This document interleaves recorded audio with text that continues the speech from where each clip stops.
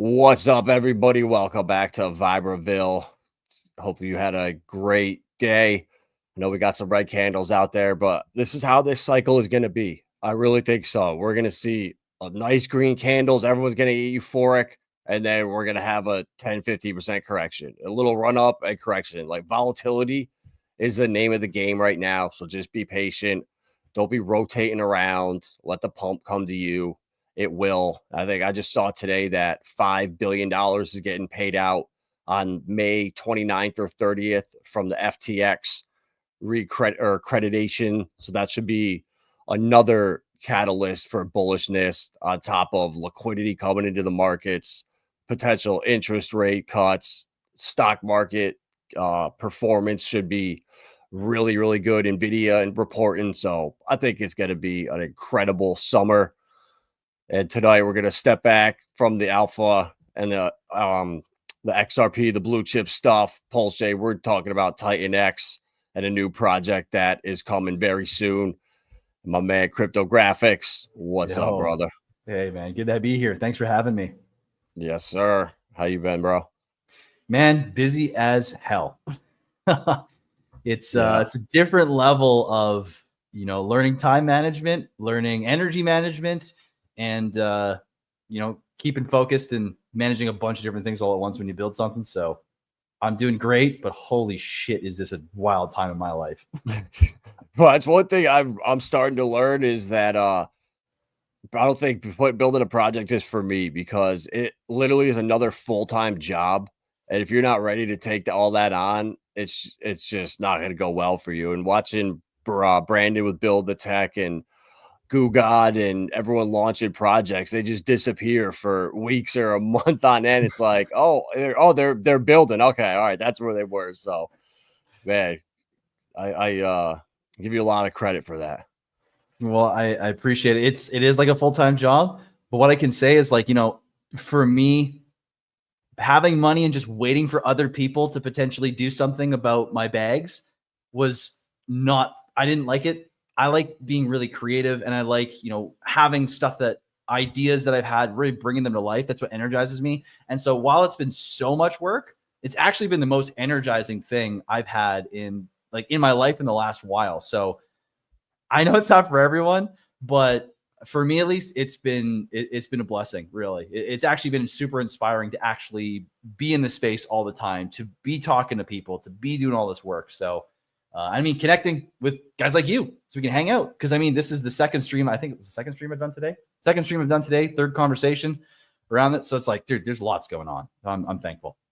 Yeah, bro. And that's the thing. You got to be that passionate. Like, you could just tell in your voice, like, you love what you're doing. And if you don't have that passion and that spark, which a lot of people don't, because they know their projects are just money grabs, or it's something that, could make me some quick cash without a long-term plan. So, just watching a couple streams you've done, you could tell, bro, you got the passion, and I love seeing it. And that's what we need more of in the TitanX community, the Pulse Chain community. And there's so many people, good people building, but somehow I feel like the drama or like just nonsense overshadows the awesome stuff that is being built.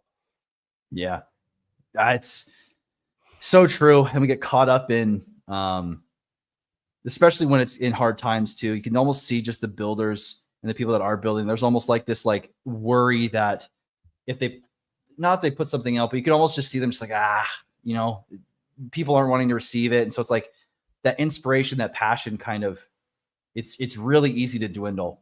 So I don't blame anyone. And if you looked into what you're saying too, I was gone for quite a while as well, because I had my head down. I was figuring stuff out. I had to step away. I could not just be on X all day. There was just you can only have so much energy to market, and you can only market so much when you only have a white paper too. So I'm just happy that this time there's DApp now. We got a test net and we got a white paper, and we're in audits. We're super close to being done here. So now it's like, okay, can actually channel that and be energized by it. But I hear you, man. It's been tough in this ecosystem as the last while. Yeah, bro. And well, you sent me over the white paper stuff a few days ago, and just looking at the DApp and reading the white paper, I feel like it's simple. It's easy to comprehend, and when you visually look at it, there's no like confusion. So I remember back with the TitanX stuff, it was I didn't really know what to do. Should like the staking is good, but then the mining is there, and there's so many different. There's so much game theory behind it. I want something that's simple. That's like okay, it's either A or B. I don't need to think about 50 different scenarios. How and that's what I like about Torus is I feel like you've learned from projects that have came before and created something that's very simple but unique at the same time. I appreciate it. The TitanX was a great example because, yeah, like I read the white paper too. And I honestly, because I didn't understand, I didn't see the DApp. I was like, I can't believe I had to say this, but I literally faded it. And a friend of mine literally grabbed me by the scruff of the neck and was like, get in here. Like, what are you doing? And so I got it on day 3. But to your point, yeah, it was like, it is sometimes really hard to read white papers and like understand where things are going. And I mean, luckily, we had Hex came out, was my first love, and then TitanX came out and blew the doors open for the mining side. And it was just kind of the perfect storm of protocols that launched before. And I just so happened to somehow find them and study them and make models about them and write about them to the degree where it's like, I know them so well that all of a sudden this idea comes forward at one point. And it's like, oh, holy shit, look at this. And it's this simplified, synchronized application that kind of combines all these mechanics that we've all used for so long. So it's really been cool to see that all come together. And it's been also really cool to see how, an idea can come forward and then it's shaped by everyone around you. And so it's not just like my idea that I solely brought up, but it's like, dude, the amount of conversations of people that think of themselves as completely unqualified that have had critical feedback to Torus being what it is so cool. And so it's like, it's a collective idea really is what Torus already is, which I think is really cool and really special. It means a lot to me. No, that's awesome. Like, and even that's what you need, but you need to have that passion, that idea, and just getting out talking to people. It's all first impression. People see something right away or they hear you got that first couple minutes. And I think that was a problem for me with a lot of these newer projects that started to come after TitanX, DragonX, and kind of like Volt. It just people were just like, dude, I don't understand this. Like, and it was hard to convey to people why to get into this. What's the difference? Why shouldn't I just stick with TitanX? And I think people started losing interest, and then red candles, the momentum started to leave the ecosystem, and we kind of just had that second rinse out, and it's completely healthy. Like, this is what we need, and people that understand that are still here, that have been here, seen what you're doing. I think a lot of people are going to support it, and if anyone here that doesn't know what it is, we're going to run it down right now for you. Yeah, I appreciate you saying that. I'm excited. This is going to be, I like the energy of the stream already. I think we're going to come at it from the right angle, and this is going to be like starting from the simplicity of it. Normally in a lot of conversations I've had last little while, we start from the mechanics, but I think you're right. Let's really start from the simplicity of like what Torus is. And, that's as simple as 2 ROIs on the DApp. If one is higher, you take that action. That's how simple Torus is designed to be. There's a whole swath of mechanics and difficulty stuff and supplies. There's like, it's super sophisticated on the back end, but you don't need to care about that to use it. Everything you need is in the DApp. The create side, if the prices are high enough, you're going to create. If the prices are low, you're going to stake instead. And you go back and forth between these two to build your bag the entire time, making sure that you're never left holding the bag. You need to always grow your bag. And in fact, actually, we just had I'll share my screen here. We just had a little update to the DApp that I'm excited to share as well, which is now, so in the DApp, we'll talk about this, but you can actually swap Torus for TitanX or vice versa in the DApp using Switch. Awesome. Which I'm super stoked about. There we go. The new plugin. Exactly. So this, I think my computer's a little slow, so it's a little sluggish sometimes. But when it pops up, it's going to have this. And I think I actually need to refresh because there's a little X that's supposed to come up. My guys are they're updating stuff as we speak. So maybe you're probably going to see changes going even ever so slightly as we're on the DApp here. But click buy Torus, you There it close is. it. But yeah, there we go. Now we can actually get out of it. But yeah, you can do everything in the DApp. You can, if you come here with TitanX and the staking side's more profitable, you can come here and swap your TitanX for Torus and stake it. If you've created Torus and staking is, or you want to create again, you can swap your Torus for TitanX and go back into creation again. I mean, everything is here in the Torus app. I want it to be as simple and easy to use as possible. Creating and staking is as simple as clicking the button to go left and right here to see the two ROIs, and you can clearly see creation ROI is higher. So at this point, I would create. And that's really Torus in a nutshell. I don't need to go into any further for the users on average. Of course, that adds to the understanding, adds to understanding the value proposition, adds to, understanding its impact on TitanX and what will give it more demand, push up the value of Torus. There's a lot there, but this is really as simple as Torus is. And I really want people to understand that. And that's funny. When you read the TitanX white paper, you weren't sold on, because when I first read it right away, I was like, wait, this can't be true. Like this is going to be incredible, because if I was going to build a project, this is literally what I would do. I would take from my favorite projects right now. At the time, Zen was popular. The Atropa ecosystem was just blowing up on Pulse Chain.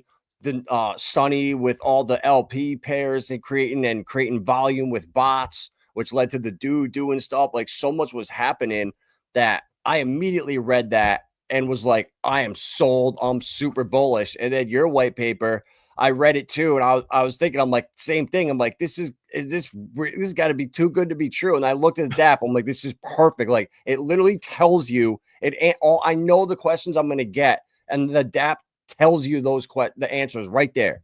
When what you feel with the market and the conditions. If you're feeling bullish, you do X. If you're feeling bearish, you do Y. And it's that simple. 100%. It's funny though, because we had the same reaction to the TitanX white paper, but you went, holy shit. And I was like, I don't know, man. I was like, this seems too good to be true. And I was also in this old framework that I had of like, what was it? It's outside of the norm. I was kind of like, I still was in this closed-minded way of thinking where I was a little bit skeptical about moving outside of, my tokens I was holding at the time. And I was plagued with that. But thankfully, like I said, I got grabbed by the scruff of the neck and got pulled in. And I'm so thankful I did, because that unlocked everything for me.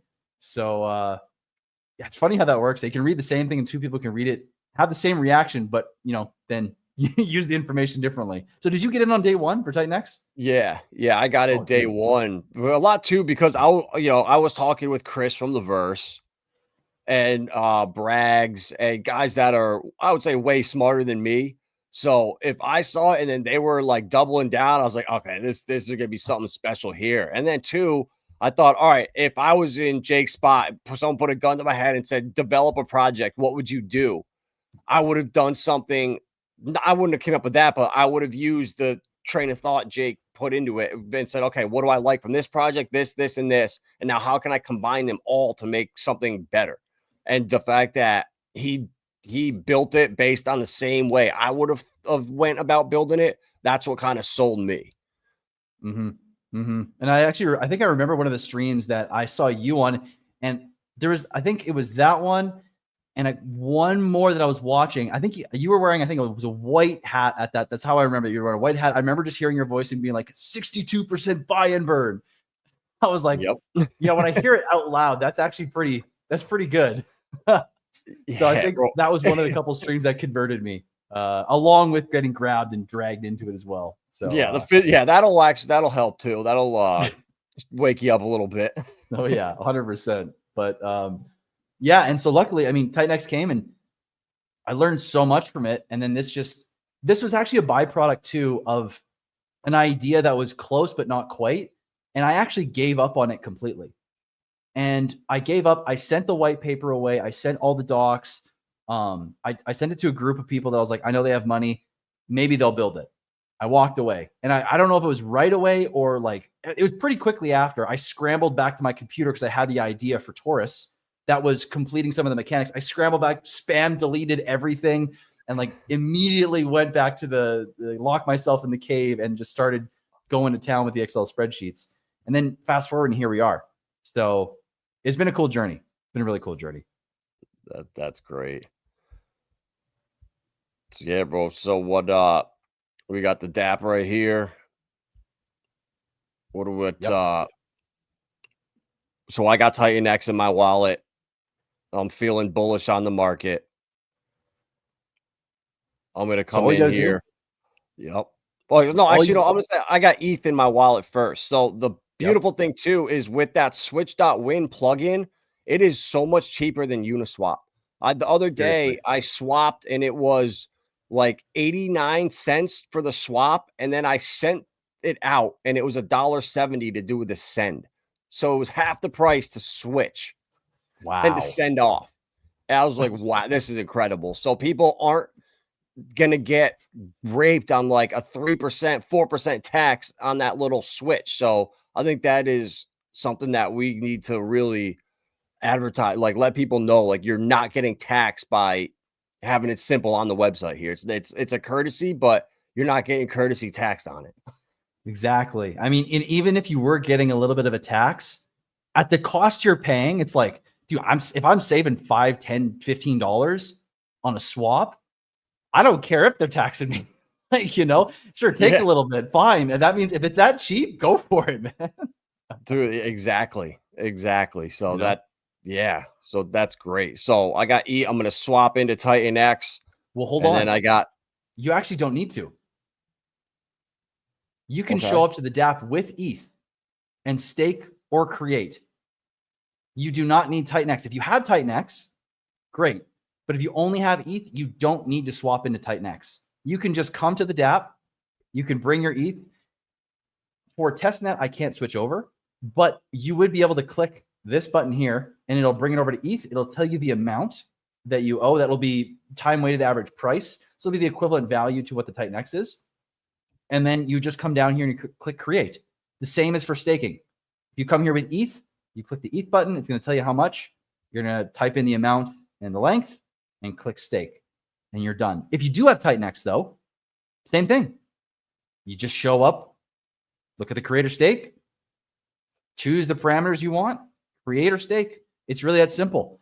But the thing for staking is if you show up with ETH or TitanX, sorry, I did miss this. If you show up and you want to stake, or you realize that you need to stake for the action, and you have ETH or TitanX, you can come here to the little Buy Torus tab that actually just got added today. This is super cool. So you click Buy Torus. It's going to open up this switch tab here front and center. And then you're going to be able to have ETH or TitanX selected in here. And my computer's slow. And this, for the sake of testnet, we haven't programmed anything. So just auto for the widget goes to morph and ETH. Because obviously it's Brandon's baby, you know, it's his thing. But when we go to mainnet, it's gonna start with TitanX and Torus. And so all you're gonna need to do is reverse them if you want to go from Torus to TitanX or TitanX to Torus, or just switch the TitanX to ETH, and then you're done. It's that simple. You buy the Torus you need. Once you have Torus you want to stake, you make sure you have a little bit of TitanX or ETH in your wallet. Click stake. Done. It's really that simple. Everything's done in DApp.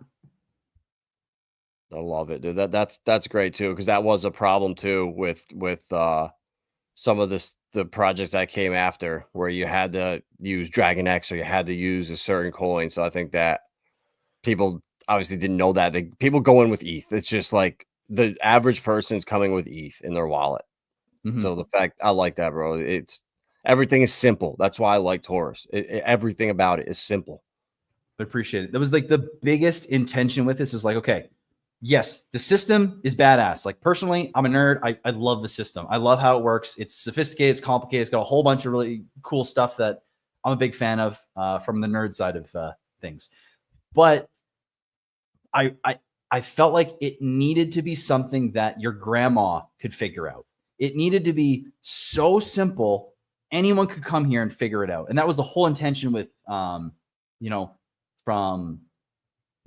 just everything. I wanted it to stand out. I wanted it to be something different in all aspects. That's why I chose the logo and the colors I did. That's why, the DApp is as simple as it is. That's why the supply is different in terms of, you know, most of the TitanX ecosystem has quite high numbers, like billions or trillions. This has a max capped and deflation or hyper deflationary supply of 125 million. So everything's just different. You know, I wanted it to be just stand out, separate itself as from in as many ways as I could. And then this also is going to go over to Pulse Chain too, not Torus, but there's a version of it that's going to launch over on Pulse Chain that is going to be launching on top of PulseX to do the same thing for PulseX as well, which is going to be a lot of fun to bring that over there. Oh, dude, that's awesome. There's questions here. What do you think about Torus? And then let the coins mint, then bridge over the supply and value. The code to produce is on ETH, and the value goes to Pulse Chain RH leverage. I mean, if people want to do that, you can go for it. I don't know why you'd want to go. Like, I mean, here's the thing, right? I'm not going to say it's a bad idea.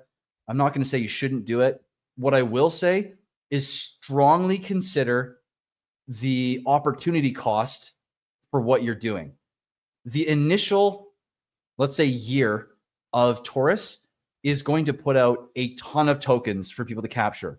And if there's even moderate participation, there's still likely to be pretty high ROI consistently. Just the nature of how many tokens are coming out, you know, the value of TitanX and what that's going to push up or do for Torus in terms of its price. And so you're really going to have to weigh, you know, if I'm giving up 100%, 200%, 300% ROI every 88 days over here on Ethereum, am I getting at least that over here on Pulse Chain? If the answer is no, I think that's I mean, that speaks for itself, right? And I think it's going to be hard to compete with that at least for a while, until the system matures, the ROIs shrink, they come way down.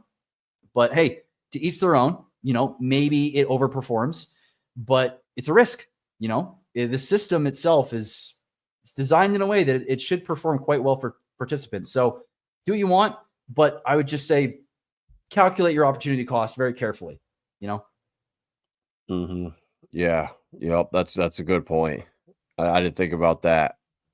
But yeah, bro, we were talking about earlier is what I think just the TitanX ecosystem, it's half Pulse Chain whales and like some Zen guys and a couple of new people. So the mix over in the communities is there. I don't know if people are like scared, they're that tribalistic still or what it is, but I feel like if TitanX and Pulse Chain and Jake started supporting Richard Hart and stuff, like we could, you know, merge the community, or not merge together, but use the each other, use the power of liquidity on both chains. And I think we're going to a world of interoperability where we're not going to be isolated on these different islands, to where we're going to be able to move from chain to chain very easily. So I think keeping that in mind, like just setting the tone for the future instead of being completely caught off guard by it, it can only help. For sure. Yeah, I would completely agree with that. You know, I think if I were to guess on why that is the case, you know, Jake has in I've seen this in commentary, so I'm only commenting from what I've seen publicly people say, which is it feels like there's a lot of sentiment that, you know, Jake was, you know, vampired the Pulse Chain community, and he's come out and said some things that disagree with about Richard Hart. And so there's this association, it seems, with TitanX and Jake being against Pulse Chain community, and therefore the Pulse Chain community like looks at TitanX through that lens, right? And fair enough, man. Like, I don't blame them. You know, we know how the Pulse Chain community is, and love them for their ferocity and their commitment. But that's the downside that comes with that, is like, you know, you go against the leader and it's like there's no support there anymore. So, hey, fair enough. But you're right. I think there is going to come a time where, you know, that might change, you know, and whether it's from an opportunity or just how things evolve over time, and, you know, how the community sentiment changes as these ecosystems evolve. I don't know, but I think you're right. There's so much overlap in the participants in Pulse Chain and TitanX that at some point it would shock me, honestly, if they stayed completely separate forever. I don't know if they need to mature individually first to get there. maybe they're both a little too youthful in their community and in their this the foundation of the systems and the ecosystems. But I agree with you. I think it's gonna happen.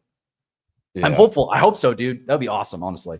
Because I really think like Richard is going to be looked at a lot differently in a year from now.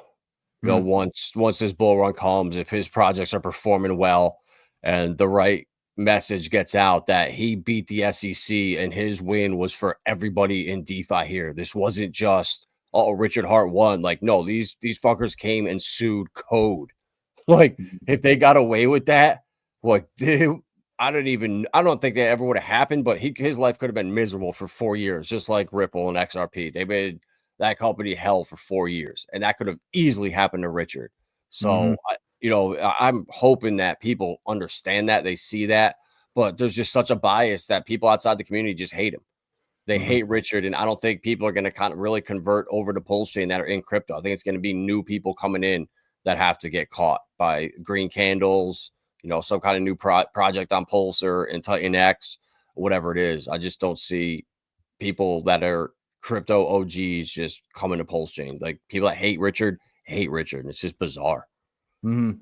That's it. It's tough because I think, at least from, it sounds like we're in similar places where whether you do or don't like the actions or the words or the way Richard makes you feel, if you look at what he's doing, like the battles he's going up against, like taking on the SEC and literally winning, not getting dismissed, but winning, it's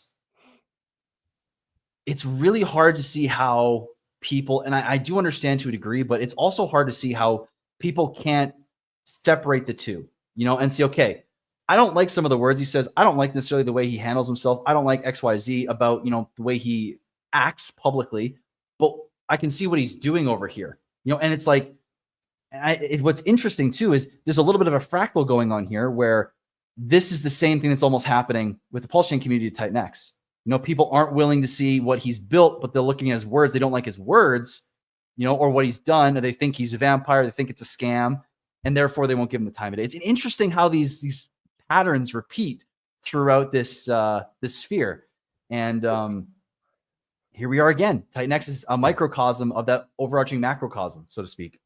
Yeah. And it's like, it's funny because like when I talked to Jake before it launched TitanX, like he was like, yeah, I drew a lot of this from Richard Hart, from his messages, from the stuff on Pulse Chain. And I also took stuff from other chains. So it's not like he's anti-Richard. He just didn't like the way things were going. It was like, I have a really good idea. And I don't think he turned his back on I don't know where that all came from, but it was wild to me when it was first launching. The FUD that was going around, like none of it was all just surface level. If you looked into any of it, you would just start laughing. Like there was nothing there. And it was the only time that I got kind of pushback shilling a project, because that's all since 2020, like I just do research and just try to find the best opportunities in crypto, like great projects, fundamentals, teams, small, whatever it is. And I was shilling the craziest projects in 2020, no matter what it was. All right, cool, I'll buy that. Polka starter. Okay, cool, I'll buy that. All right, you trust. Kurt Pearl, let's film a win. And I got to Hex, and it was like, whoa. People were like, dude, I can't buy that. That guy's just, and I actually got a ton of pushback. And so that's what really got me into Hex early on, was the pushback. And it went like a year or two until TitanX came, and the same kind of pushback and like crazy FUD started coming out of nowhere. So immediately to me, I was like, all right, this is bullish again. And it's funny how that works. Like it made me realize like good projects have to have that FUD out there, but it's got to just be like surface level. If it's all just nonsense, that's a positive. Now I know it's a positive thing now. So I see that and look around, and it's a good way to gauge how projects are going to do for me. It's really crazy how these things work. It's a great observation, and it's a pattern that I've seen from people that I've spoken to the last while that know this space pretty well. They get things. That's a pattern I keep getting. I keep hearing others talk about. And it's really interesting how, some people will see that and be like, oh, everyone else is saying it's wrong, therefore it is, right? And for you and for others, there's this element of everyone's saying this is wrong. Something's not right here. I think it's just interesting to observe. And I mean, that's more of like a collective thing. We've seen that kind of collective hive mind throughout history. But in this space, because people's money's on the line, it gets amplified like crazy, right? Where if someone sounds like a scammer, everyone starts screaming from the rooftops, even though they might not have anything to back what they're saying. So, I mean, good on you for actually catching on to that, though, in the initial days for Hex. Because I bet you if you hadn't, and I'm not, obviously I have no freaking clue, but if you hadn't done that with Hex, I wonder if you would have spotted TitanX, because that was your first glimpse of like, oh, and tell me if I'm wrong here, but to me, it sounds like that would be your first glimpse of like, oh, I went against the grain, everyone faded it, and it went up. This is something I got to pay attention to in the future. It's 100%, bro. Like, obviously, like, I like the idea of TitanX. I was like, this could do really well if it catches on, if a lot of people participate. Like, this thing's gonna do well over time. But when I started telling people about it and I got this crazy pushback, like, oh, that guy's a scammer, I would never touch it, without even looking into it. And then people are like, did you know Jake Sharp's not even his real name? And it's like, Richard Hart is not even the guy's fucking name. Like, what are we doing here? And it was that crazy, bro. So that was immediately like, okay, there's something to this project. I'm really bullish now just because of the pushback. I've only got it from one other project, and it's like the most polarizing project in crypto right now. Right. Hey, you know what though? But it's just good that you spotted it. And I hope for everyone watching, if you haven't spotted it, I mean, please listen to Vibra. I mean, the man's been here since the early days of Hex. Before that, this is a valuable lesson that we can learn slowly, and it can be painful to watch as the charts go up and we're like, I thought that was a scam. Or, we can get in early to things that people are fading. And I mean, on the note of Torus, what's interesting is remember, the system for Unity and Torus are the exact same. In the TitanX community, I found everyone's like kind of getting it. Everyone's like, whoa, this is cool. This is really cool. But I bring this over to Pulse Chain, and I have people that I've been speaking to, I've spoken to for like a couple of years now, and I'm not getting messages back. I'm not getting people talking to me so far. I'm getting people that are like, I'll get like a heart reaction if I send like, a message of, hey, check this out. Love to know your thoughts. But it's not a lot of conversation. And like I've gotten a few conversations, but I've noticed with the Pulse Chain side specifically that people so far are not really willing to give it the time of day. I don't know if you want to chalk that up as opportunity potentially. There's not really FUD yet, is the thing. I've really tried to come out and be as transparent as possible. And I mean, I've kind of been in both ecosystems for a while. So, but the one thing I can say is it's not something people are getting to the point where it's like getting to bigger people. Bigger people know about it and are not talking about it yet. So I don't know if that chalks up to opportunity because people are fading it, but it feels like it's a little different in the Torus case, I would say. Yeah. I think on the Pulse Chain side, I think people are still traumatized from a lot of these sacrifices, and like 95% of projects that are launched are just straight down, never pump, and end up people just disappear. And so I think new projects launch on Pulse Chain, immediately people are going to be like, oh god, another one that's just going to be gone in 6 months that is going to extract more liquidity. I think until some people, well, people that were in PTGC, UFO, some other projects, they made some money, but people, the core people that just held core coins, well, they're still down 90 something percent. They haven't seen a pump in 4 years. And like, so they hear, oh, we did so well, we're coming over this chain. They're like, just get at it. They don't want to hear it because they're just they don't have money to put into it. And it's crazy. And it is Rags, Brandon too. He's the nicest guy in the world. Like, the fact that people can call him a scammer and like start these FUD narratives about Rags, it makes me laugh. And I don't know what to make of it, bro. Really is bizarre. And I just have to think it's people that are just so broke. They couldn't participate. They're so sour because nothing pumped. They missed out on everything else. These coins that were terrible, to them, pumped so hard, and they're holding the best coins that just aren't moving. And it just boils up, I think, after a couple of years. It's sad, especially when it's the people like Brandon. It is sad. Yeah. It's like attacking Corey Costa. Dude, you know what? It just shows you like this is a casino and a wolf's den, man. And everyone's hungry. And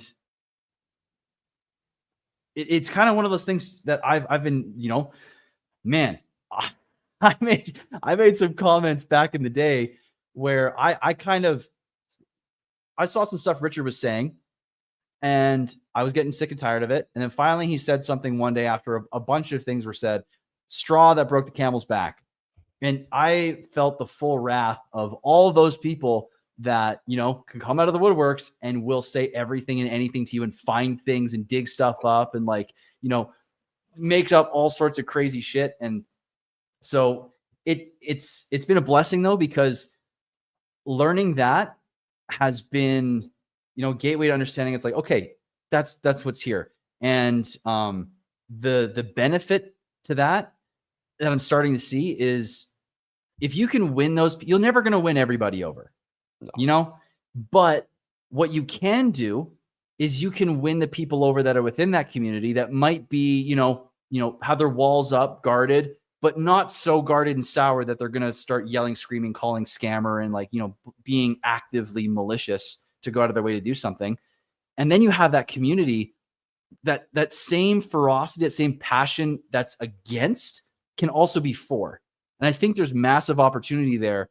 While also, as a person to get away from giving a shit about, needing anyone's approval, because when your why is big enough, this is something I've learned really recently when Torus started coming out and when I started creating this, is I realized that this has been something in my life that I haven't had before, this why, where it's now I don't care what people say.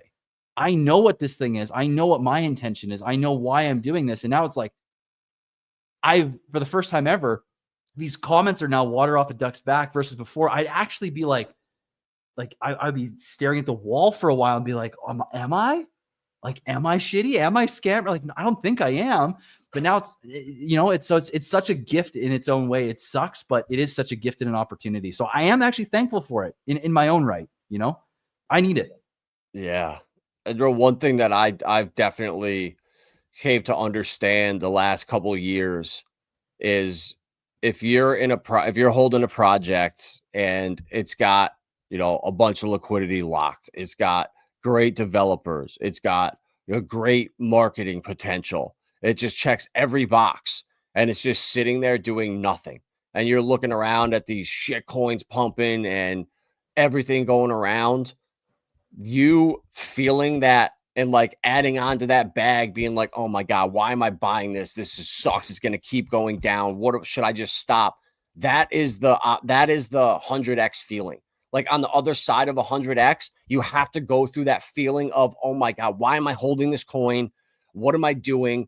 It's an awesome coin, but it's not doing anything. Why isn't it moving? When you're questioning that, that is literally the 100x feeling coming. And if you're not feeling that, if you're buying coins and you're like, oh my God, this thing's pumping, I can't wait to get into this. All right, you're going to just get destroyed. That your exit liquidity. So when you are buying stuff and you're just like, oh my God, why do I keep doing this to myself? That is literally the X is coming on the other side. That's the feeling. Did you learn this for the first time through Hex? Through not really, because I got into the OA early, or the adoption amplifier early. I followed Richard's message, and I only put I think I sent in a half ETH twice.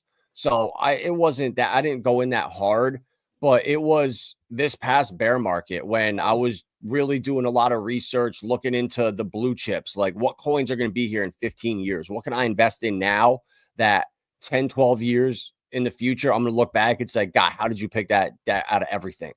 And looking at stuff on Hedera and XRP, the fundamentals, the building that they were doing throughout the last bear market, and to see the FUD and the price just doing nothing, but every week a new partnership was signed. another bank was using it now, just nonstop bullish news.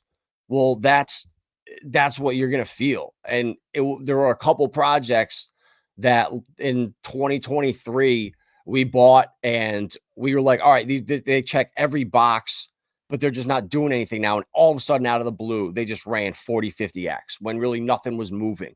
And to see those pumps, it was kind of like, okay, that's when you have a good project. That's like, I think there's coins that are chosen. I might be, a super conspiratorial or tinfoil hat, but I really think like the Ripples, the Stellars, the Hedera's, like those coins, they're chosen already in advance. Amazon, Google, I don't think any of those, Tesla, I don't think any of them were natural or like organic companies that just grew to be these behemoths. I think they're started by not but like figures out there that aren't.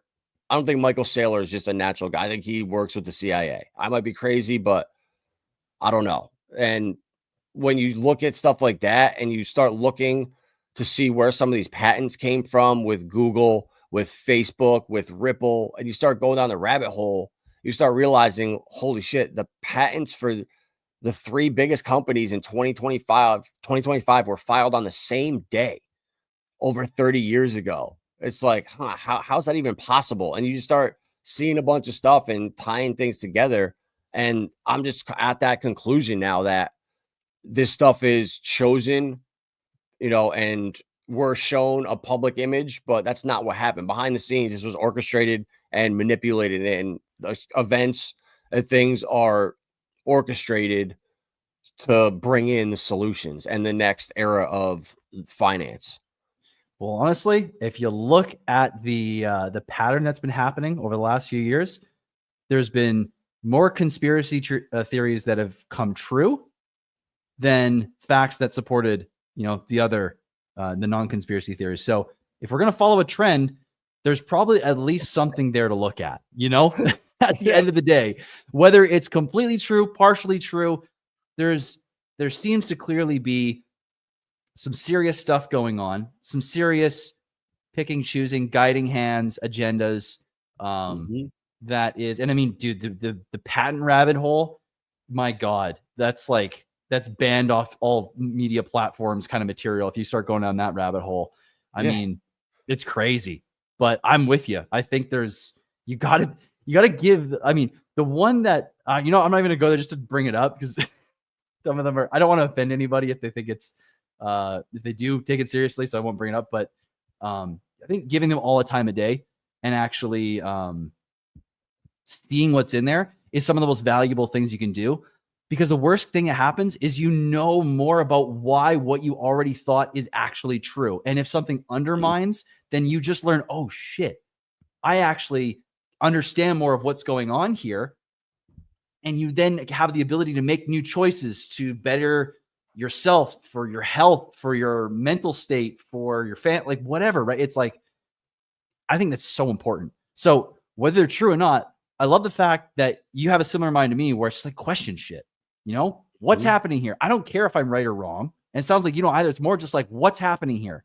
I need to question it. I need to know. And there might be, so why not explore it? Right. And that's the thing, you go into stuff where you have this preconceived notion, or you were taught something, so it's this way, and then you're going down this rabbit hole and you come up to a fact that can't be disputed, and it goes against everything you're taught. So you're like, okay, this is what I thought, but now you run into a cold hard fact that can't be disputed. You have to either go back and change the way you're thinking, approach it differently, or you just lie to yourself and say, no, it didn't happen. It didn't happen. And that's what people do out there. Like they are unwilling to process information. If it goes against their narrative, like these guys are so good at programming people that if you say the wrong thing to them, they literally just like self-destruct and just cannot handle it.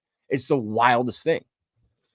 It's also, man, I also feel like it's also really fair because like the way our society structures, ideas, narratives, politics, information, it's all based in identity. It's like telling you, you know this, you're learning this, it's knowledge. It's like, I get it. I know.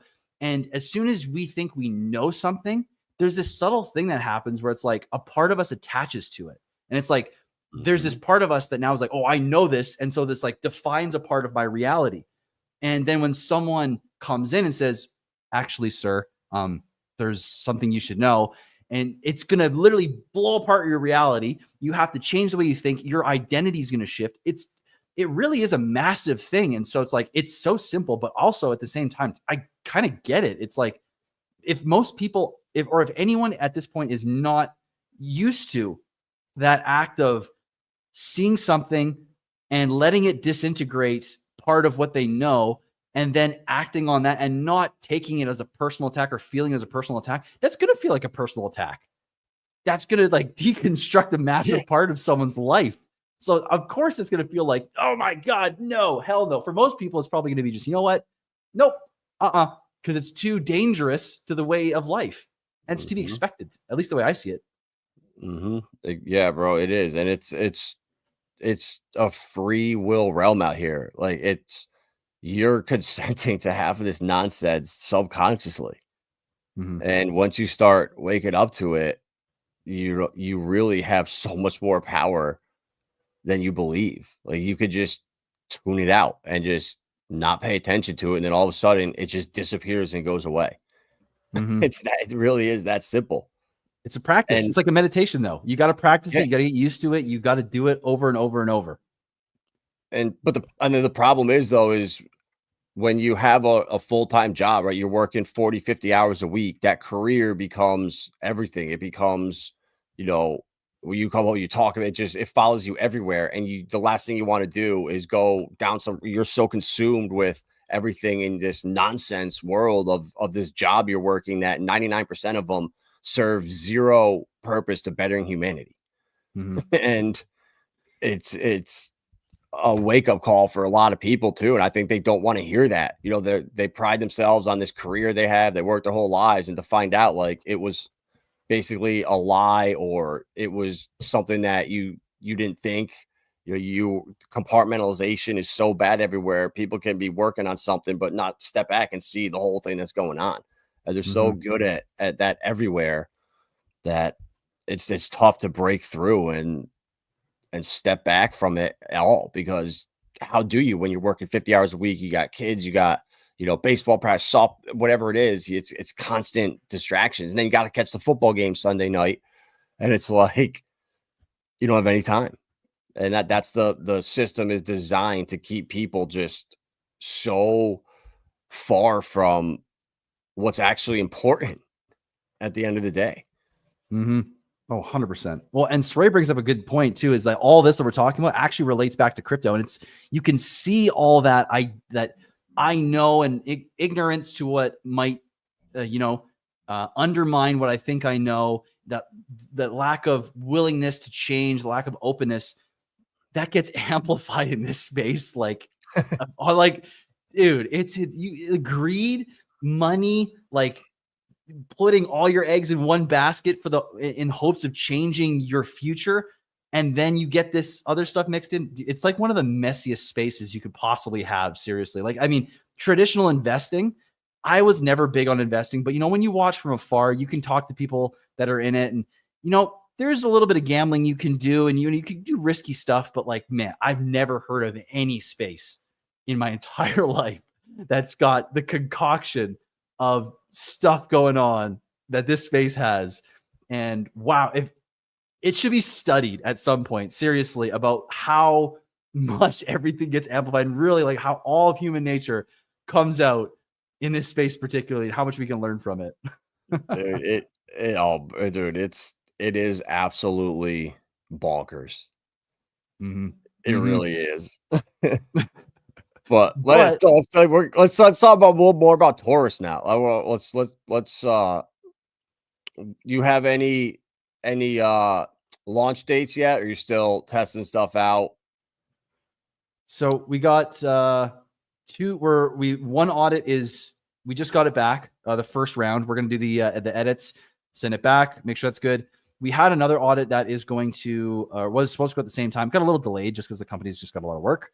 And so that'll probably be a week or so still from being done. The DApp is almost done. So it's basically audits. It's DApp, which the DApp, now that the switch widget's in there, there's just some new animations that are going to come in to really take this thing to another level. I wanted it to be absolutely stunning. And it's there, but there's a few other things that are going to come that are really going to take it up a notch. There's just these subtle things. Like, I wanted this to be mind-blowingly beautiful when people come to it. And so there's those few things that need to get integrated still. And then finally, the last thing is what's it called? 1,000 members in the Torus Telegram. So t.me/Torus.win is where we're trying to get 1,000 people in there before it launches. And that's the 3 criteria that are left. Once that's all checked off, we can launch at any time. But no launch date as of yet. We'll see. I know the timing is great regardless. Luckily, I mean, the market's doing what it's doing right now. It seems like the perfect timing. So if we happen to launch in the next week or two, fantastic. If it takes another extra week or two, it is what it is. I think it's going to be totally fine in the long run. I think we got a long way to go still to get to the top. But that's where everything's at with Torus. And I think, one other thing I'd like to talk about with Torus is making sure people understand not the mechanics, but I want people to understand what it's going to do or what it can do for TitanX, and then what TitanX can do for Torus. Because this is the whole point of Torus, is to drive demand into TitanX, right? Via new ETH, or, just constantly bringing Torus in from existing holders into Torus. And the point of that is not just to be for the community of TitanX. It's supposed to go far and wide. That is why I actually chose different colors. That's why I chose different kind of name, different supply. That's why I chose the ETH as the easy option coming in, as well as TitanX. I wanted this to be something that goes beyond just to build on TitanX protocol, but all of that external community coming in that's not part of the community doesn't have to know about TitanX to bring in so much economic energy into TitanX, and they don't even know it. And that's going to cause potentially, at least, and if this works as well as I think it can, it'll bring TitanX's price way up. It'll bring a lot of demand for TitanX. And simultaneously, when that happens, you have now a whole ecosystem that's budding with 30 some odd other protocols that are all simultaneously rising in price, which also is a huge marketing thing, right? So you've got this chain reaction of, if Torus can bring people in, it's going to have a chain reaction in that sense. But what it is on top is it's designed to be like a blue chip, where in any market, people can come in and say, okay, market's good, I'm going to create. Market's not so good, I'm going to stake. And then they could always make an ROI in that sense, which this is the big thing with the protocol too.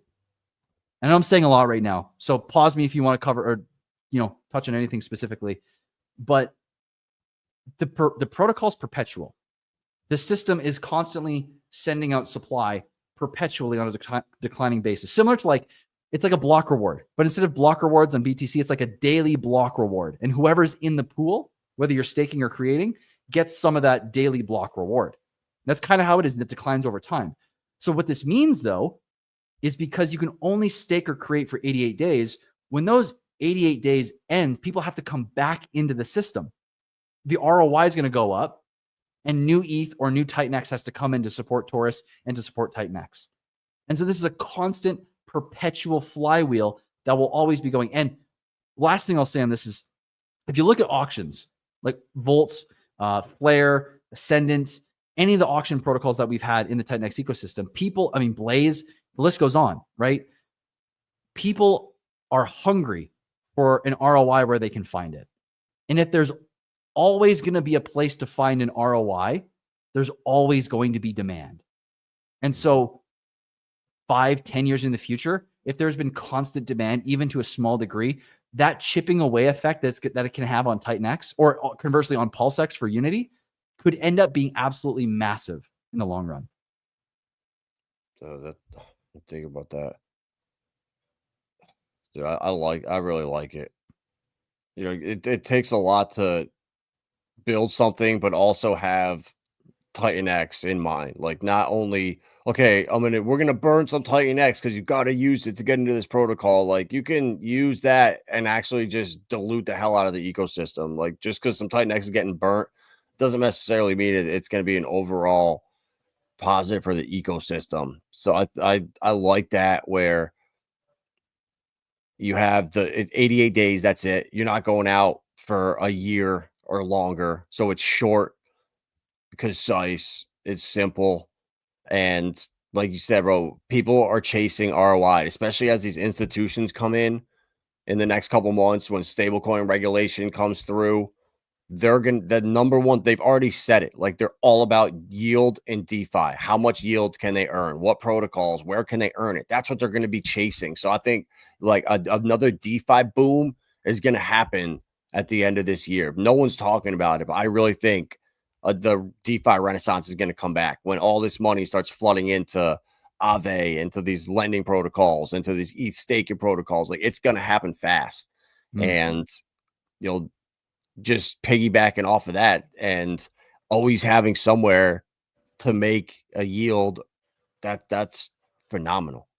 Well, and I think to your point, you know, if you look at Sonic right now, Sonic is kind of showing that that's alive and well. That little spark, that DeFi spark, is still out there for people. Like, Sonic is booming right now, and you could argue too. I think that there's a lot of builder stuff going on, which is also helping. However, that's showing that DeFi is still alive and well, and that, you know, what you're saying may actually be the case for the cycle. And if that's true, man, I'm super stoked, because look, TitanX ecosystem is fair launch. It's DeFi. It does all the, it's builder incentives. It's its own safe version of a lot of what we've seen from DeFi with very, very high standards. And what's exciting for that is that could bring in a whole swath of people that are like tired of being burned. They want fair stuff. They want rug-free protocols. They want bulletproof. They want audits. And for the ecosystem of TitanX alone, man, that could be huge, right? And then you have Pulse Chain in the mix too, being what it is going for in the DeFi space. I mean, both those ecosystems could be their own staple in DeFi in their own way. And then if Torus and Unity are mixed in that, man, perfect. Yeah, because, bro, think about what the average like Solana was the place to be last year. But 99.9% of people got wrecked, and they're not never coming back to crypto. You talk to some of those people that went over there and degened, they lost all their money so fast. They hate crypto more than ever. And the only thing that's going to get them back is the polar opposite of what they lost all their money doing on Solana. So all those, that's why retail's all gone, because they're all broke. They all lost their money to rug pulls, and they think crypto's a complete scam. So when they come back, or they start to see, you know, all these banks and institutions and just a ton of money locked on chain, people talking about, oh, I'm earning, you know, 17% a year on this coin by doing nothing, just holding it in my wallet. Well, wait, so I can actually earn that much money without having to take risk? That starts to make people start thinking differently. And I keep arguing, you know, that we need utility in this market. The degen thing, it got played out. When the top of Solana, when they had to ban the live stuff because people were locking themselves in dog cages, like, dude, it got out of control. Like, I was like, this is the top right here. It's never going to get crazier, and it's going to die from here on out. People are sick of this. And that's what's going to be what gets those people back in, is the polar opposite of just the trauma they went through. And I think it's like very well said. Seriously. I think Rand Nooner, he's been saying it for months now. Ivan's been saying it for months. What's his face? What's his face? Eli Trades. He's talking about how we need, like, all these guys now flipped from shilling shit coins to we need utility in the market, because all those people are gone. There was no loyalty in any of those communities. It was a PvP times 100, and they're not coming back unless there's something safe. And hey, here we are. Yep. So, I mean, man, I'm really hoping that that is true, because I think it is the future. It is how this space actually gets regular adoption, is when there's great protocols, there's great systems, there's great ecosystems that people can rely on to have an alternative to the traditional system, you know, and, you know, be their own bank, make their own money, you know, and not rely on traditional methods. So I'm super excited for that. I really hope it happens. And I mean, that's also what I'm trying to do with Torus and Unity. It's trying to be, like I said it before, but I'm trying to make it a super simple blue chip, you know, that also has massive buy and burn, builds its own liquidity and also burns the underlying token and forces demand into it to enhance the value of this protocol as well. But what's also really cool about that is, and this is one of the decisions that I decided to make surrounding Torus and Unity, was that those parameters, so the buy and burn can actually get bigger. Believe it or not, it can actually get bigger than 84%. Here's how. So Genesis has some controls, not of changing things or turning things off, but of within certain parameters, like the buy and build can be reduced from 8% all the way down to 0 if it needs to. Meaning, and the reason for that is if the liquidity ever got to such a large size that it was essentially doing nothing to add liquidity, that's a value leak, right? But if it's decentralized, you can turn that off. You can't turn that off, and it's just draining 8% of all your incoming economic energy. So what happens is if that gets turned down to 0, that gets diverted immediately to the buy and burn, meaning now the buy and burn is 92% of the economic energy. And that same thing can happen with TitanX, the burning. So if it doesn't ever make sense to burn TitanX anymore, that can be shut off or reduced, or just let's go shut off, which means the total buy and burn capacity for both Torus and Unity is 96.31% of all the economic energy that comes into the protocols as a perpetual protocol. Dude, that's wild, bro. Because that's one of the problems that TitanX has, is there's no incentive to, even with Hydra and Hyper, it was a problem too for a long time because the ROI was so negative.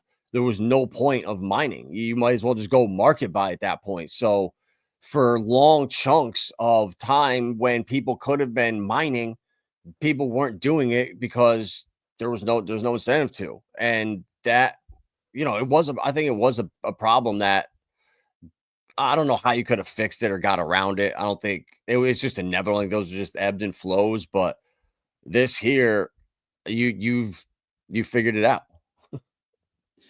If it's starting to feel like it. I mean, the more conversations I'm having, the more I hear others' thoughts on it. Starting to feel like this is as close as it's been so far, and it's really exciting because it has the potential to do a lot of good for a lot of people. If this really does work as well as I personally think it can, man, I think this could be a really fun bull run and beyond. I'm really, and the thing is if for all you guys that want to nerd out on Torus, there are so many little Easter eggs to figure out and understand within this system and how it works over time. Like, I'll just throw this out there. Go look into the staking. Go look what happens to the staking costs over time and relatives to supply. And I'm not going to say anything more or less, but when you understand something like that, you're going to see that like this protocol is designed to suck up every bit of TitanX that exists. That's awesome, bro. I'm excited for it. Man, me too. Me too. You're going to have a great marketing message or potential marketing messages as time goes on, where you can come back to the ROIs increase, for stake is coming up. Oh, we are at 82%. We still could possibly climb 12% more. Like you constantly have something to put out there to keep eyes on it, keep it relevant. And that's not an option for a lot of the projects out here. Like they did their thing. All the coins are out here. The buy and burns are depleted. Now what? Like it's kind of just, there's nothing else to look forward to anymore. And it's going to be fun though, because those are the same protocols that, it sucks now, but when prices start going, those are the same protocols that are going to be absolutely tearing faces off at the same time, so it's going to be fun. It's not all bad, but yeah, I do agree with you. And maybe from here on, I'm excited for actually, I'm excited for the person that comes in, sees what Torus and Unity are, and can take it a whole level higher. Because I'm sure someone's going to see like, okay, this was a great start, but we can do this. And it's going to like blow Unity and Torus out of the water and have such a good impact. And also one thing I want to say that I forgot that you mentioned is, I really did think about building elsewhere. And I was like, well, I could just build this on ETH. I could just build this wherever and it could be its own thing. But why, to me, it's like, okay, this community has given me so much. I've learned so much. I felt so supported. I felt like I was able to support and really grow within the TitanX ecosystem. And it would have such a net benefit of impact to build on top of where I've already been versus try and just go my own way. That would be kind of a slap in the face. It would make it harder. And also by building on TitanX, I would love to know your prediction for TitanX. Actually, real quick, what do you, how, if you're looking into the future, what's your low, medium, and high estimation of what TitanX can do? Bro, I mean, I was watching some of the videos a year ago about in the future the supply and looking at like a 5-cent TitanX. I think it could get there. Not this cycle, but in next cycle, I think it's possible. At maybe a cent. Whew. Okay, so that's like how many hundreds, thousands of X's? You know, I think we right? could. I think we could legitimately 5,000x by the end of next cycle. So if we just take that number, then, you know, and every 88 days you're getting an ROI by playing in Torus. I don't even want to do the math over that period, but it ain't a 5,000x anymore.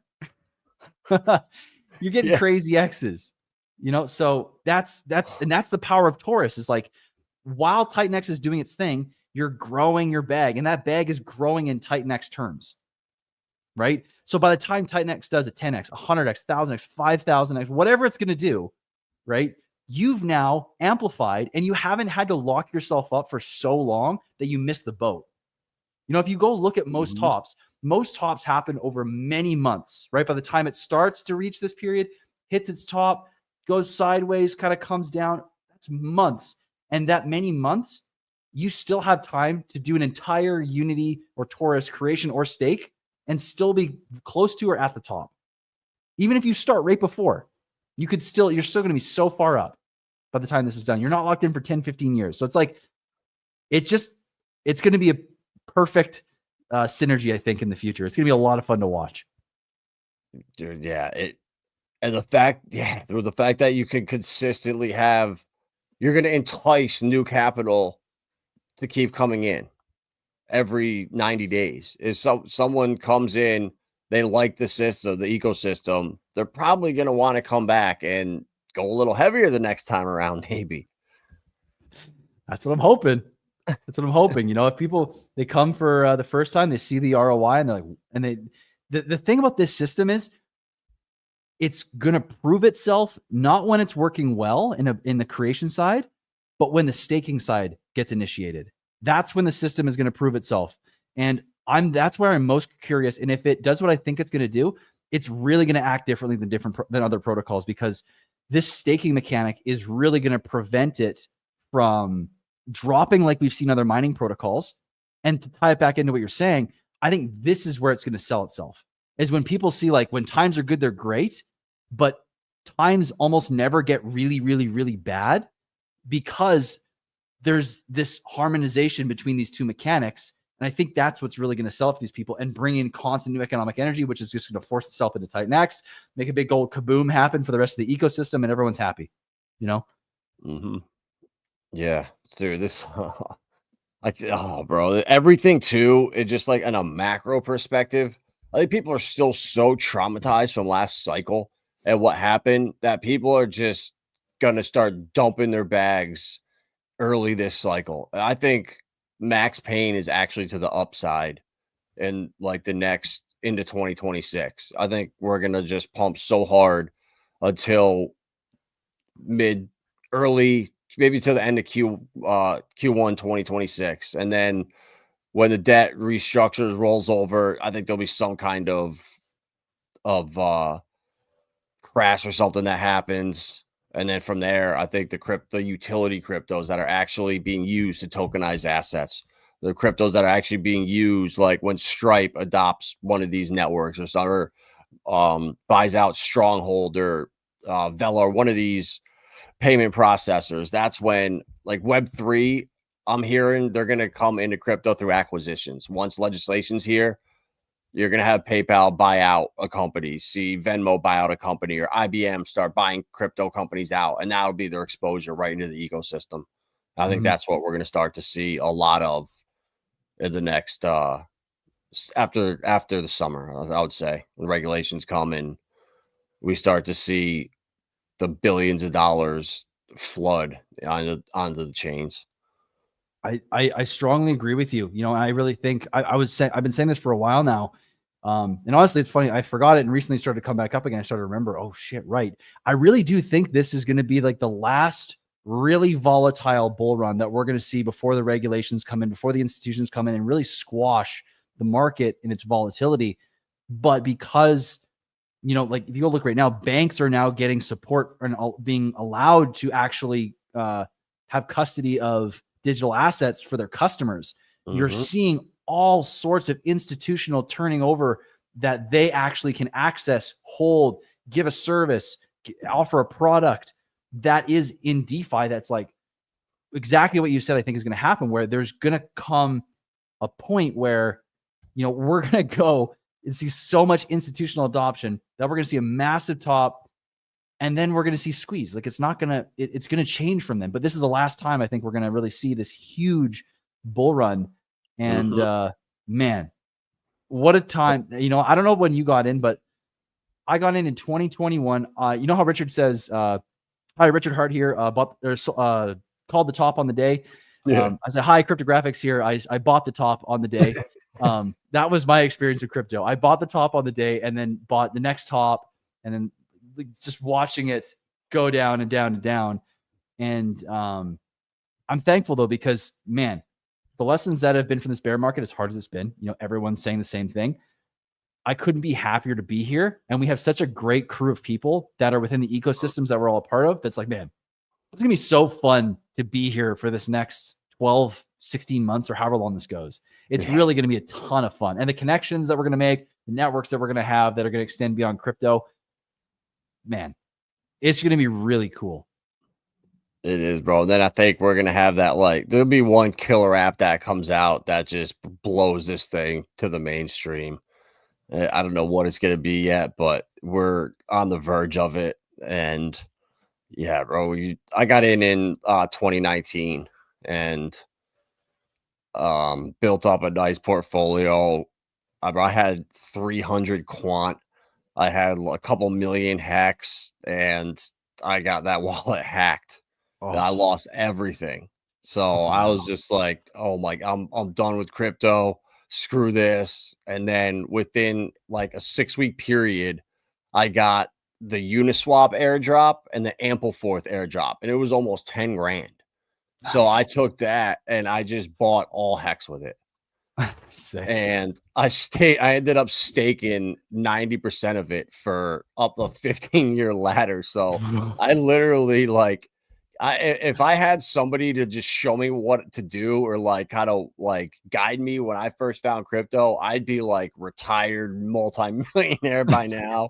But I literally am the blueprint of exactly what not to do when you first get into crypto. But it was a great learning experience, and I wouldn't change it for anything, honestly. Honestly, it's when you're going through it, it's like, oh, such an idiot. But then at the end of it, when you're sitting here looking back, you're like, man, I'm so glad I went through that. I needed that so badly. That was medicine. Dude, bro, it was medicine. And at the time, I was like in shock and just like, what happened? Like, how's this even possible? In denial. And then you get that airdrop out of the blue that's thousands of dollars, and you're like, well, I guess crypto is kind of cool. Yep. 100 those, when you get those little gifts, it just gives you enough hope to be like, maybe I can do this. And then everything changes when you think like that. The moment you think, you know, I actually think I can do this, all of a sudden, now you start doing cool things. Now you start actually talking to the right people. Now you start finding yourself in the right circumstances. It's so interesting how that works. Dude, and bro, honestly, like the turning point was in 2021. Like after I bought my hex back and stuff, like I started doing some streams about it. And it was like right around this time we heard about the meetup that was going on in Vegas, and a couple of the guys that I was talking to in the community were going. So I wasn't gonna go, and Lindsay was just like, dude, we got to go. Like, this is a great opportunity. Like, let's go out there. And it was the best decision I ever made. Like, the first night we got out there, like, we went to a Rick Ross show at the club. It was like Kareem, Wales Only, Funding Jim, Crypto Coffee, like just all the OGs there. So just to like kind of meet everyone early, it solidified myself in the community. And all of them I said, yeah, I'm going to stream, but I'm going to talk about the cryptos I like XRP and Hedera, obviously Richard Hart stuff. But I was finding, like, dude, so you can't just walk up to a person and be like, hey, you're in crypto. Oh my God, sell everything and buy hacks. Like, it's the greatest thing ever. Like, people are just like, dude, what is wrong with you? Like, you have to find a common ground with people. Like, oh, you like meme coins? Oh, I got SHIB. Or, oh, you like gaming coins? Oh, I love this Heroes of Mafia game too. Like, you got to find a common ground and then show them the hex or then show them Pulse Chain. But people just go right in, dude, you got to buy the most decentralized coin ever created in the history of the world. It's Pulse Chain. It's like, oh my God, like, what are these people doing? So it was wild to see everyone was like, that's a great idea. You should do that. And then I started doing it and nobody would support it. It was like, no one wanted, if it wasn't Hex or Pulse Chain related, it was like, it's not real crypto. You can't talk about this. And bro, it was so funny to see everyone just turn on a dime.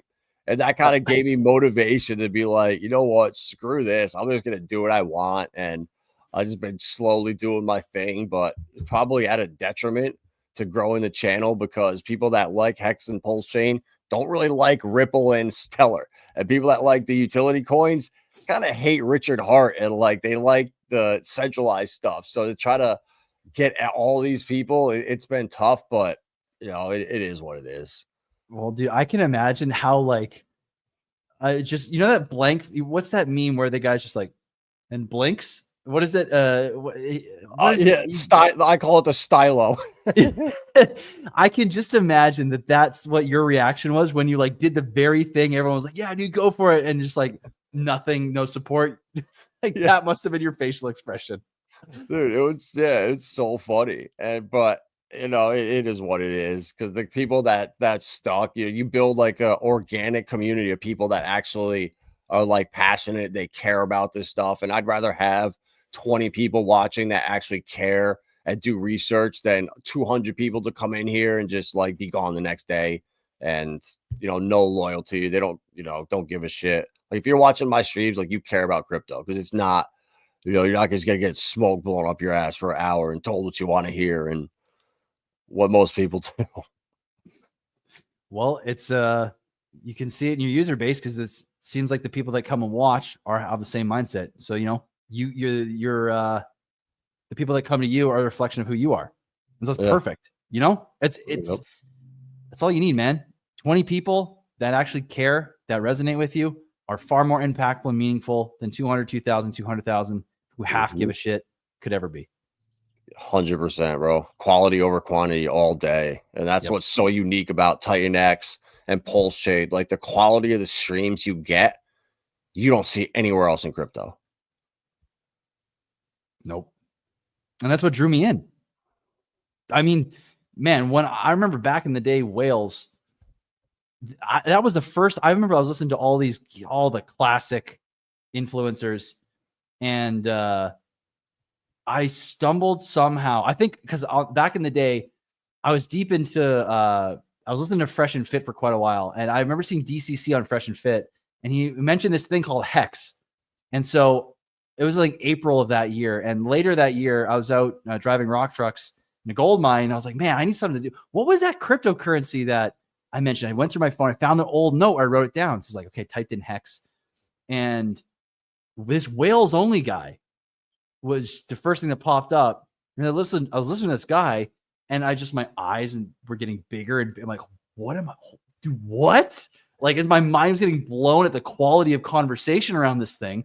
And then I started to go look at, what everyone else was saying. I was like, dude, there's this Gerardo guy. He's smart. This Kareem guy, Coffee. There's all of these guys. Like, I mean, I Mhm. was listening, and then you go listen to Richard Hart too, his old streams, before he was Yep. doing all the crypto stuff. I was like, what is this place? Who are these people?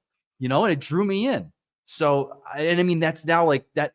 It's cool because the TitanX community exists in large part due to the Pulse Chain community. I mean, really, if you want to say it, like the only reason Jake Sharp exists, so to speak, could be because you could argue that TitanX exists because there was a fracture in where the direction of Pulse Chain was going and what he saw that he thought was best. And so really Pulse Chain created, in a way, I don't want to give it credit, it's not like it literally created, but like TitanX exists almost because Pulse Chain ecosystem existed first. Yep. And we had that quality there, and then there's a small fracture, right? But yeah, I know I'm kind of rambling, but the quality was there from the beginning. It's just really, really cool to see how that's built other sub communities over time. And TitanX has been one of the main ones. I'm sure it won't be the last either. No, bro, I still send people that Wales' first stream that's like 3 hours long where he breaks everything down. Like I sent that to one of my friends like 2 weeks ago. And that's got to be almost 4 years old now. Yeah, dude.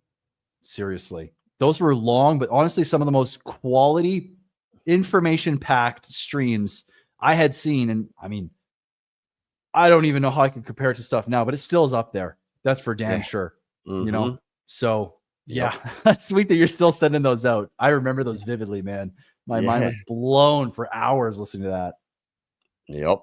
And bro, and just there's so many smart people here. No one's getting paid. Everyone's doing this because they understand like how good this shit is. And there's going to be that time, bro, where that's just the mentality switches in crypto, and it's no longer the casino. It's actually like we're our own banks. Like we're here to make money and turn our crypto into more without taking much risk. And I think that's going to really start to happen in the next 6-12 months. Man, I hope so. And I mean, that's kind of in line with, why I built Torus and Unity. They're the lowest risk protocol I could possibly design while being the highest ROI. That's the simple, as low risk and as high ROI as I could possibly make it.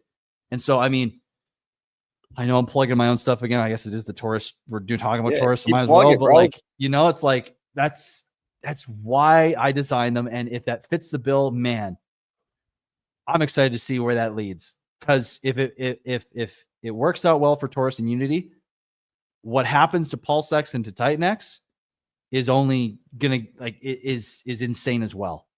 So Torus can't do well without TitanX doing well. Unity can't do well without PulseX doing well. So I'm excited to see how that plays out. It's going to be really fun if this all comes down to DeFi centric. People are looking for that yield, looking for safe places. Man, we've got so much to offer now. And we get one or two of those things that come in that really bring people in. It's going to be insane. It is going to be an explosion, a carnival of DeFi. Yeah, 100%. There's 227 of you watching right now. If you guys aren't following CryptoGRFX, go give them a follow. In the description are the links to Torus and the Twitter page and the Telegram. So if you're not in there, go join that Telegram. We got to get that up to 1,000. Appreciate That's it, man. the goal. We got to get some new people in there. Yeah, and if you're watching and you are in there, if you invite one person, if everyone invites one person that's in the group, we blow past the goal. That's how simple it is. So if you're going to go in there and you're excited about Torus, drag one other person with you on the way in. Grab them by the scruff of the neck and bring them in like I was dragged into TitanX. Perfect. So if any of you got one bit of alpha or anything on this stream that you found helpful or beneficial, go into that Telegram and join. Get one of your friends in there and let's get this to 1,000 so we can get Torus blowing up, because I like this. And another thing too, that a lot of the problems with previous TitanX launches where they were sniped hard, they were front ran, and there were just a lot of problems with the initial launches. And I think you've pretty much figured out a way around that to where once a certain amount is collected, the LP just starts, and it's there. I don't see how you really can game that system. Honestly, I beg the people to actually try and game it, because I couldn't think of anything earlier today, bro. I was outside doing some yard work and I was thinking about it. I was like, I don't, yeah, unless you're going to, become a whale and yeah, cool. But there's no way you're going to have to pay to do it. So it's a fair shot for everyone. You can't become a whale unless you play the game over time, because Yeah. I mean, to get 1% of the supply means you need 1.25 million tokens, which means you need like over 1/8 of the initial pool to get that tokens, and you can step aside. And for the people that want to come in and they want to actually, this is hilarious, because people that want to come in and snipe, what does sniping mean? They push the price up. What happens when the price goes up? The ROI goes up for the people that are using the system, which means they get exit liquidity.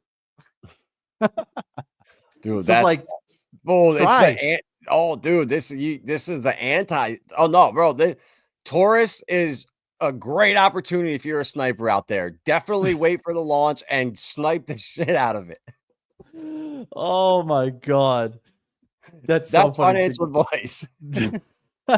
No, for the snipers, you're supposed to say it is financial advice. Yeah. Oh, but seriously, it's gonna be cool, man. Really thought about a lot of this stuff.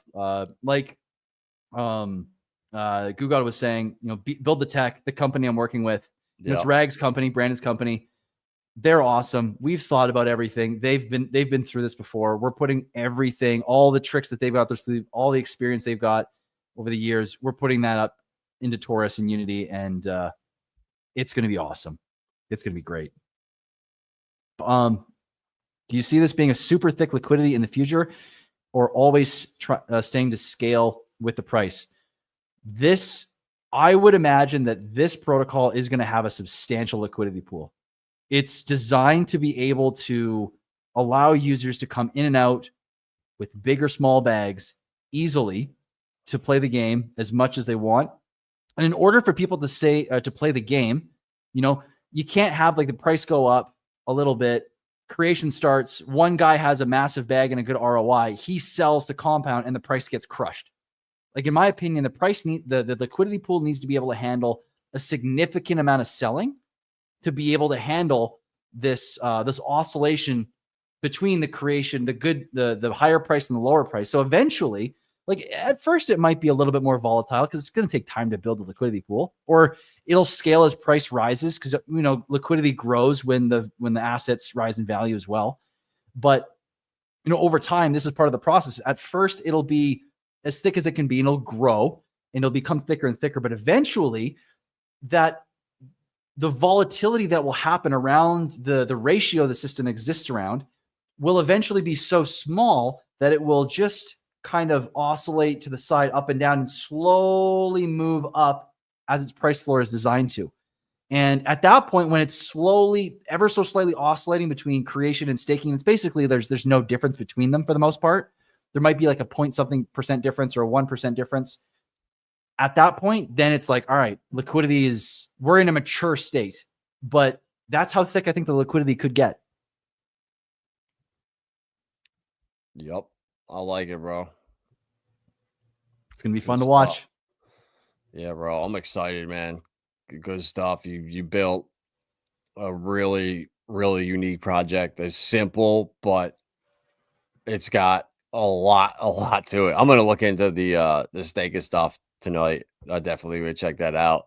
I think I have a feeling of what it is, but I gotta double check. Yeah, please do. It's interesting. It's cool. I can say.